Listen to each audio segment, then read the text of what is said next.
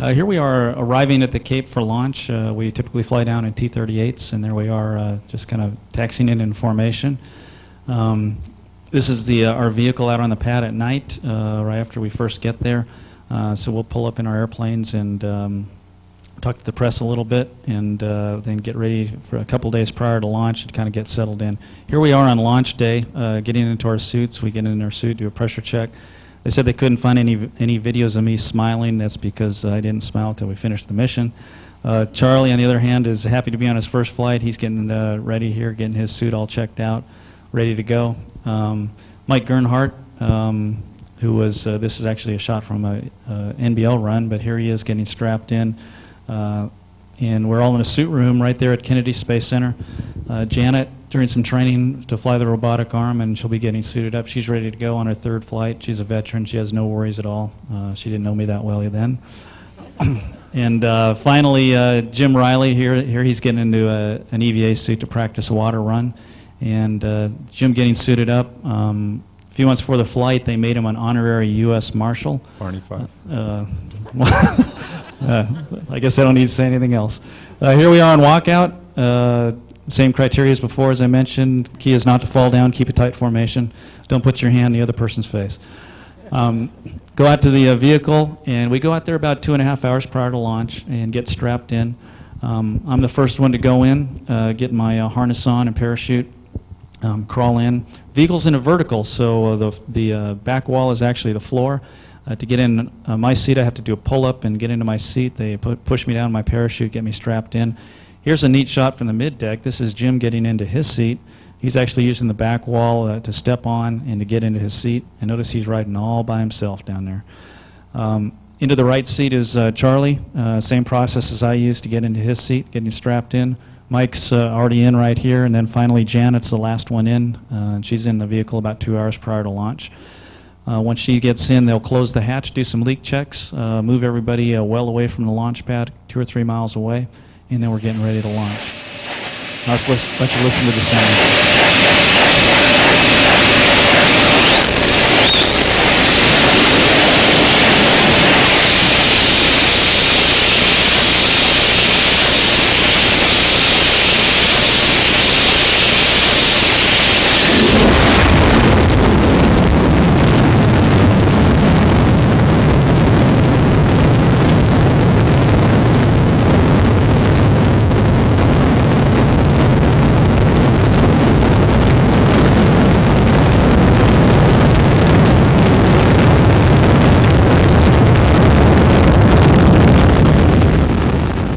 Here's what it looks like from the inside. The first couple of minutes, pretty rough ride on these solid rocket boosters.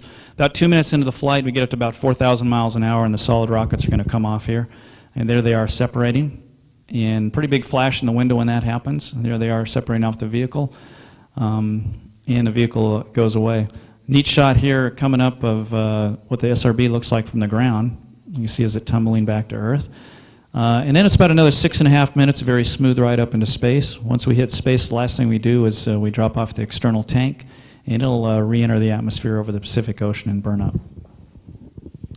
As we get up on orbit, there's a lot of work that needs to be done. We start off right with a payload bay door opening to get some cooling going, and then deploying the KU antenna shown here, which gives us some comm and video. And then it's also configuring the flight deck. We need to get rid of all our ascent stuff, pull out all our orbit books, and get prepared for docking the next day. Here's Mike also getting ready for an EVA. He's got his drink bag, and part of what comes out besides the water is a little bit of hydrogen or air, and that needs to be liberated. Here, coming up on the rendezvous was a shot from the station, and then how the actual profile looks relative to the station. We approach from underneath, transition out in front, and approach right down the line of sight, and then we dock to the mating adapter, which is attached to the lab. Here's how we're set up on the flight deck with Steve and Jim in the back, and also Janet. She's running the docking mechanism.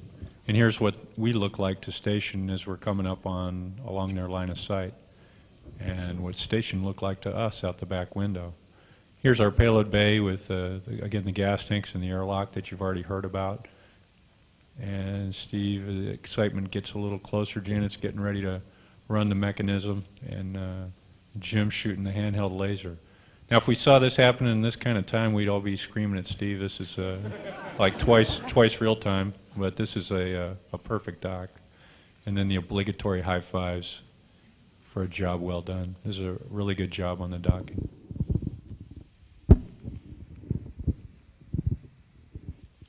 The next thing after mating is getting some leak checks between the two modules. We get to stare at each other through this 2-inch window, which is pretty exciting. And you know, it's kind of like let me in, let me in. And this is an awkward situation here. It's like, how do you hug a guy when you're upside down, the other guy's right side up, and you don't know which one's which? That's Steve and Yuri exchanging congratulations. And again, none of us had been in station before. This is Steve coming into the station for the first time. It's got that new car smell to it. It's a little different. One of the real challenges we had for the first EVA is that we had an integrated operation with the station crew and us, and we hadn't trained with them for 4 months. And this just shows the pre-flight briefing that we did. We spent about an hour going through all of the different dependencies of the 2 robot arms. Here's Susan actually operating the station robot arm, while Janet and Steve were back on the shuttle operating the shuttle arm. And again, this was the first use of the station arm, and with its sort of slow start with respect to some of the computer problems, we were prepared for any number of different contingencies that could go wrong. And Jim and I were down in the payload bay preparing the airlock for unberthing. And this is a shot of Jim installing his foot restraint. Jim was working on the arm, and I'm down here, you see in the lower part of the screen, releasing a cable. And this is just a graphic depiction of taking the airlock up there. And Jim and I had really tight choreography. As I mentioned before, we were a race against time for the water lines freezing up or our suits running out of consumables. And the choreography worked out so well that actually when I released this cable and went to hand it up to Jim, he was actually coming by on the arm, and I handed it off to him on the fly. And so we actually had our times down within, you know, literally seconds of what we had hoped for. And then this is Susan getting ready to mate the airlock to the CBMs. Jim and I went up there and were in position to give her guidance commands if she needed them. And then once the airlock was attached, Jim and I got busy with hooking up the heater cables and then preparing some of the fixtures for the next EVA. And this is us coming back at the end of EVA 1. As with all other modules on the space station, ours was given a name, and here it's being christened as the Quest module. We are not responsible for that name. Headquarters is, so you'll have to ask them. This is again showing the vestibule outfitting, where we're taking some of these lines and connecting the airlock to the space station itself. You see Jim Boss there helping us out, and Yuri, as I said before, we're operating as one team there. A lot of the stuff going on inside, but here we have a very nice picture of Italy there in the background. You can see the boot there at the bottom. Now we're getting prepared for EVA 2, and as we've been mentioning all along, it was quite a choreograph between the 2 arms moving at the same time. We have one stowed over there, the shuttle arm, as you see, while the space station arm is getting ready to hand off the tank to the space station, or to the EVA guys. But in reality, we had both arms moving at the same time. And you see the shuttle arm over there on the left side. The station arm is now coming in for the grapple for the first tank. And now both arms are moving. Mike is on the shuttle arm over there coming up, while Susan is moving the first gas tank up to position. Mike is now there near the top, getting ready to jump off, climb on over to the node, and then on over to the airlock, where he and Jim will accept this tank. And as you saw earlier in the slides, here's another shot of Mike and I taking the handoff from the arm, and here's the arm actually pulling away, and right at this moment we've got the tank in our hands ourselves, and we're the only ones holding on to it, and we're bringing it down onto the latches. This is also like the docking. We would have been screaming at each other if it had gone that fast, but we'd sped it up a little bit. Once we got it attached and locked down, then Mike opened up the valve that flowed the gas to the station, so the nitrogen and oxygen was now available. While he was doing that, I went off to get the next site for the next tank ready for the next delivery. And as you can see here, we've got in EVA 2, we had the opportunity to get 2 tanks on, which was a nominal plan, and we had enough time to get a third one on, which gave us a little extra time on EVA 3.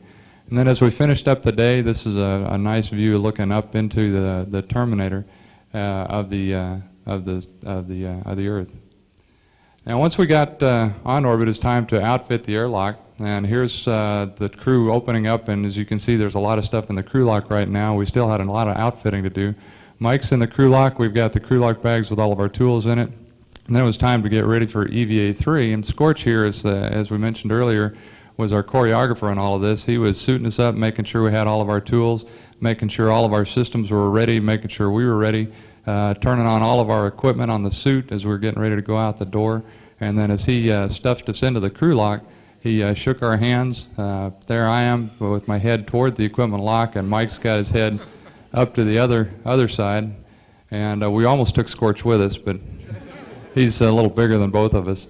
So he closed the door, shut the garage door on us here. We depressed the airlock and then started EVA-3.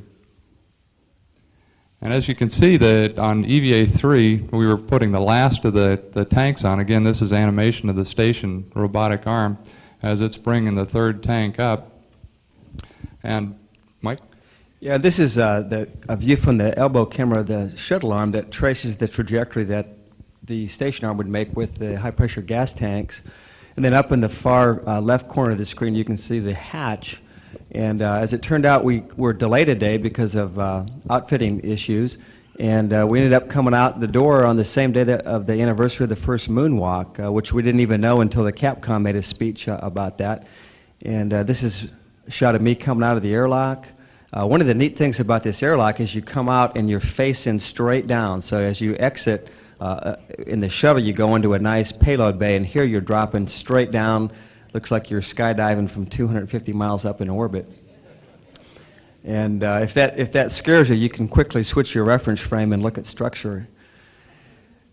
This is a shot from my helmet camera, which we also call the monkey cameras, but here we are looking straight down at the payload bay. This is me riding the arm down to release the gas tank.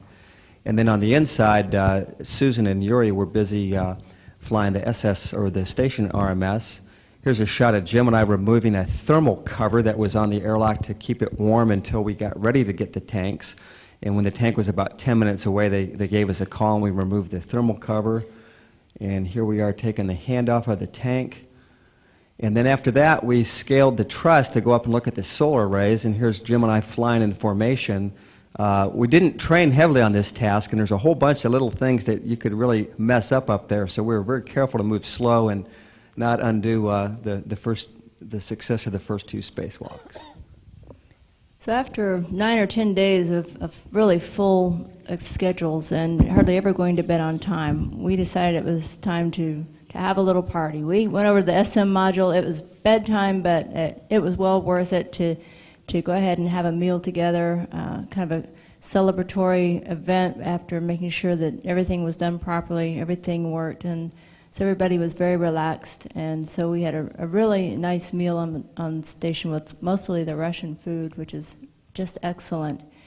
If you haven't seen the water bubble tricks, this is astronaut's prime means of enjoyment, space, here, entertainment.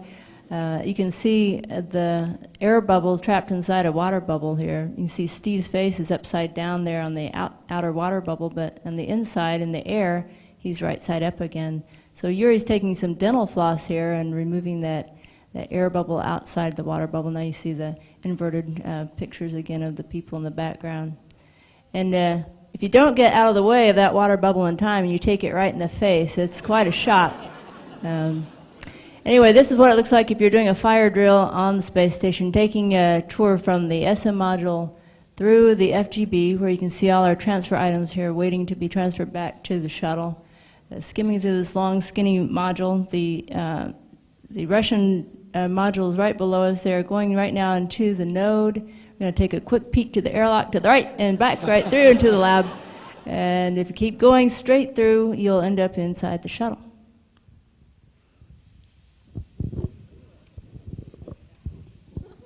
This was a sad part of the flight. You know, it almost brought a tear to my eye anyhow.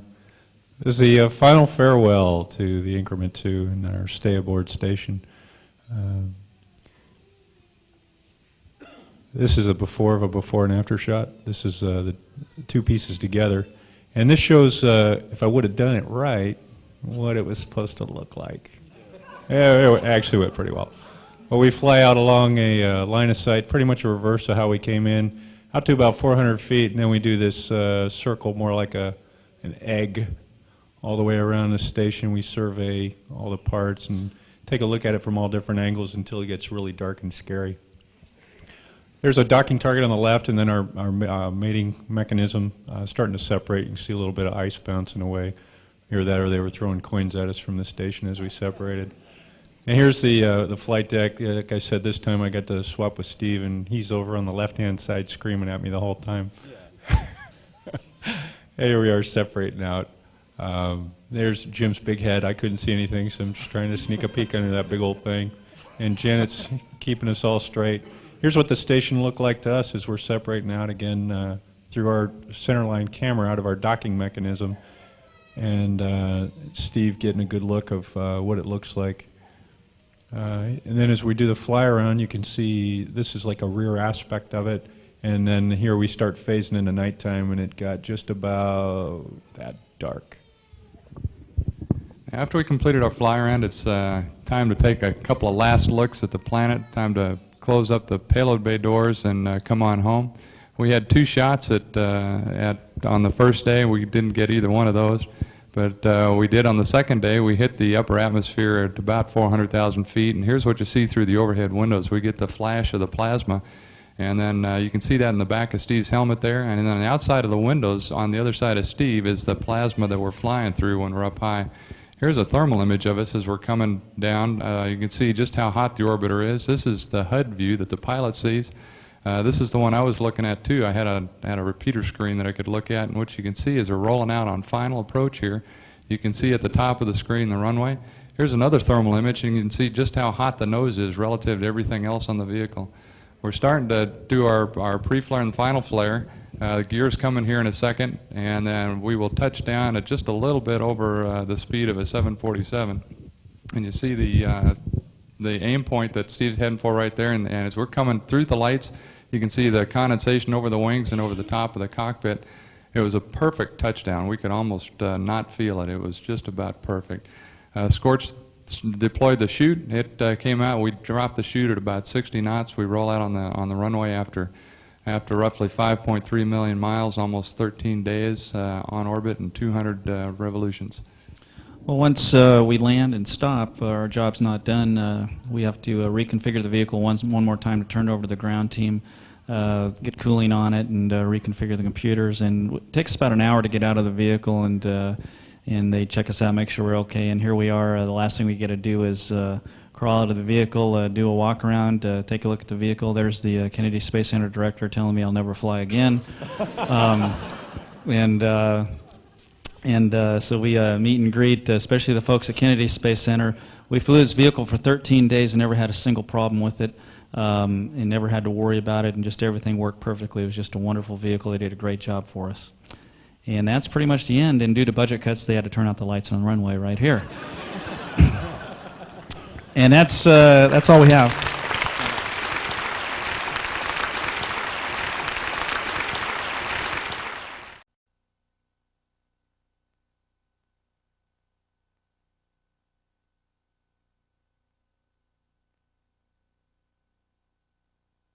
Here we are arriving at the Cape for launch. We typically fly down in T-38s, and there we are just kind of taxiing in formation. This is our vehicle out on the pad at night, right after we first get there. So we'll pull up in our airplanes and talk to the press a little bit, and then get ready for a couple days. It's not to fall down, keep a tight formation.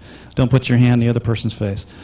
Go out to the vehicle, and we go out there about 2.5 hours prior to launch and get strapped in. I'm the first one to go in, get my harness on and parachute, crawl in. Vehicle's in a vertical, so the back wall is actually the floor. To get in my seat, I have to do a pull-up and get into my seat. They push me down my parachute, get me strapped in. Here's a neat shot from the mid-deck. This is Jim getting into his seat. He's actually using the back wall prior to launch to kind of get settled in. Here we are on launch day, getting into our suits. We get in our suit, do a pressure check. They said they couldn't find any videos of me smiling. That's because I didn't smile until we finished the mission. Charlie, on the other hand, is happy to be on his first flight. He's getting ready here, getting his suit all checked out, ready to go. Mike Gernhardt, who who was, this is actually a shot from a NBL run, but here he is getting strapped in. And we're all in a suit room right there at Kennedy Space Center. Janet, doing some training to fly the robotic arm, and she'll be getting suited up. She's ready to go on her third flight. She's a veteran. She has no worries at all. She didn't know me that well then. And finally, Jim Riley, here he's getting into an EVA suit to practice a water run. And Jim getting suited up. A few months before the flight, they made him an honorary U.S. Marshal. Barney 5.